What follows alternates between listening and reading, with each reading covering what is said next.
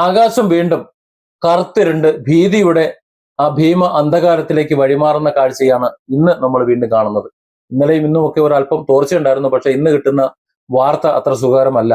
കണ്ട കാഴ്ചകളെക്കാൾ ഭയാനകമായ ഒരു രാത്രിയിലേക്കും അല്ലെങ്കിൽ ഒരു പുലരിയിലേക്കുമാണ് കേരളം കണ്ണു തുറക്കേണ്ടി വരിക എന്നൊരു സൂചന വരുന്നുണ്ട്.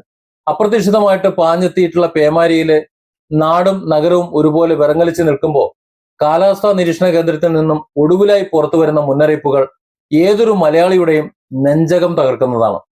സംസ്ഥാനത്തെ 8 പ്രധാന ജില്ലകളിൽ കാലാവസ്ഥാ നിരീക്ഷണ കേന്ദ്രം അതീവ മഴയുടെ റെഡ് അലർട്ട് പ്രഖ്യാപിച്ചിരിക്കുന്നു എന്നുള്ള വാർത്ത പത്തനംതിട്ട, കോട്ടയം, എറണാകുളം, ഇടുക്കി, കോഴിക്കോട്, വയനാട്, കണ്ണൂർ, കാസർഗോഡ് എന്നീ 8 ജില്ലകളിലാണ് വരുന്ന മണിക്കൂറുകളിൽ പ്രകൃതിയുടെ വിനാശകരമായിട്ടുള്ള മഴ താണ്ഡവം പ്രതീക്ഷിക്കുന്നത്.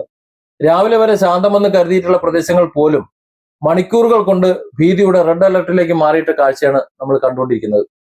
ഇതിനു പുറമെ മറ്റ് 4 ജില്ലകളിൽ ഓറഞ്ച് അലർട്ട് നിലനിൽക്കുന്നുണ്ട്. നാളെയും വരും ദിവസങ്ങളിലും 9-ലധികം ജില്ലകളിൽ കനത്ത മഴ തുടരുമെന്ന് തന്നെയാണ് കാലാവസ്ഥാ നിരീക്ഷണ കേന്ദ്രത്തിൽ നിന്ന് പുറത്തു വരുന്ന വിവരങ്ങൾ. ഇറങ്ങിപ്പോയെന്ന് കരുതിയ വെള്ളം വീണ്ടും വീടുകളിലേക്ക് തിരിച്ചു കയറുകയാണ്. പത്തനംതിട്ടയുടെ ഹൃദയഭൂമികളായ ആറന്മുള, തിരുവല്ല, കുറ്റൂര്, അപ്പർ കുട്ടനാട് മേഖലകൾ പൂർണ്ണമായിട്ടും ജലസമാധിയിലായി കഴിഞ്ഞു എന്ന് വേണമെങ്കിൽ പറയാം.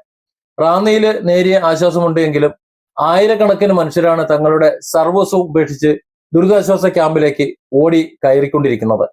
കിലോമീറ്ററുകളോളം നീളുന്ന ഗതാഗതക്കുരുക്കിൽ MC റോഡ് നിശ്ചലമായി കിടക്കുകയാണ്. പെട്ടെന്നുണ്ടായ വെള്ളപ്പൊക്കത്തിൽ ജീവനും പിടിച്ച് ആളുകൾ സുരക്ഷിത സ്ഥാനങ്ങളിലേക്ക് ഒഴുകി മാറുന്ന കാഴ്ചകൾ ആരുടെയും കണ്ണ് നനയിക്കുന്നതാണ്. കോട്ടയത്തിന്റെ കിഴക്കൻ മേഖലകളിൽ നിന്ന് വെള്ളം നേരിയ തോതിൽ ഇറങ്ങി തുടങ്ങിയിട്ടുണ്ടെങ്കിലും പടിഞ്ഞാറൻ അതിർത്തികൾ ഇപ്പോഴും വലിയ ജലപ്പരപ്പായി തന്നെ തുടരുകയാണ്. അവിടെ നിന്നും കേൾക്കുന്ന വാർത്തകൾ കേവലം ഒരു പ്രകൃതി കോപത്തിൻ്റെതല്ല, ജീവന്റെ നഷ്ടങ്ങളുടേത് കൂടിയാണ്. മണർക്കാട് സ്വദേശിയായിട്ടുള്ള ശരൺ എന്ന ചെറുപ്പക്കാരന്റെ മൃതദേഹം ഈ കനത്ത വെള്ളക്കെട്ടിൽ നിന്ന് കണ്ടെത്തിയത് നാടിനെ ആകെ കണ്ണീരിൽ ആഴ്ത്തിയിട്ടുണ്ട്. ഒട്ടനവധി പേർ. അങ്ങനെ പ്രകൃതി ഒളിച്ചു വെക്കുന്ന അപകടങ്ങൾ എവിടെയൊക്കെ കാത്തിരിക്കുന്നുവെന്ന് ആർക്കും പ്രവചിക്കാൻ കഴിയാത്ത ഒരവസ്ഥ. മലയോര മേഖലകളില് ഭീതിയുടെ കരിനിഴൽ വീഴ്ത്തി മണ്ണിടിച്ചില്, ഉരുൾപൊട്ടലൊക്കെ തുടരുകയാണ്. മലപ്പുറം പാണക്കാട് ഇപ്പോൾ കഴിഞ്ഞ ദിവസം ഉണ്ടായ മണ്ണിടിച്ചിലിനെ തുടർന്ന് വിദഗ്ധ സംഘം അവിടെ സന്ദർശിച്ചു. വേങ്ങര റോഡിൽ ഇന്നും ഗതാഗതം പൂർണ്ണമായിട്ട് നിരോധിച്ചേക്കാണ്. വാഹനങ്ങൾ ഓടുന്നില്ല. ചമറപട്ടത്ത് പ്രക്ഷുബ്ധമായിട്ടുള്ള പുഴയുടെ കുത്തൊഴുക്കിൽപ്പെട്ട് പുഹത്തുകൾ ഒഴുകിപ്പോകുന്ന ദൃശ്യങ്ങൾ ഇന്ന് നമ്മൾ കാണുന്നു. പ്രകൃതിയുടെ ക്രൂരമായ ഒരു ശക്തി, അതായത് എങ്ങനെയാണ് മനുഷ്യന്റെ ഒരു സ്വഭാവം എന്ന് വേണമെങ്കിൽ പറയാം, അതിന്റെ തിരിച്ചടി എന്ന് വേണമെങ്കിൽ പറയാം. ഏതായാലും വളരെ ഖേദകരമായിട്ടുള്ള ഒരു അവസ്ഥയിലേക്കാണ് ഇപ്പോൾ കാര്യങ്ങൾ പോണത്. ഇടുക്കിയിലെയും വയനാട്ടിലെയും സ്ഥിതിയും ഒട്ടും ഭിന്നമല്ല. ഇടുക്കിയിലെ മലങ്കര, കല്ലാർകുട്ടി, പാമ്പള അണക്കെട്ടുകളുടെ ഷട്ടറുകളെല്ലാം തുറന്ന് വൻതോതിൽ വെള്ളം പുറത്തേക്ക് ഒഴുക്കിവിടുകയാണ്. വയനാട്ടിൽ നമുക്കറിയാമല്ലോ, വലിയ ദുരന്തങ്ങൾ കണ്ട വയനാട്. ആ പ്രദേശങ്ങൾക്ക് വീണ്ടും അതിന്റെ മുകളിലൂടെ വീണ്ടും റെഡ് അലർട്ടിന്റെ കറുത്ത മേഘങ്ങൾ ഉരുണ്ടുകൂടിക്കൊണ്ടിരിക്കുന്നു. അതായത് ഏത് നിമിഷവും എന്തും സംഭവിക്കാം എന്ന വലിയ ആശങ്കയിലാണ് അവിടുത്തെ ജനങ്ങൾ. സാഹചര്യങ്ങൾ അതീവ ഗുരുതരമായതിനെ തുടർന്ന് ഓഗസ്റ്റ് 8 വരെ നടത്താനിരുന്ന PSC OMR ഓൺലൈൻ പരീക്ഷകൾ പൂർണ്ണമായിട്ടും മാറ്റിവെച്ചിരിക്കുന്നു എന്ന അറിയിപ്പ് വരുന്നുണ്ട്.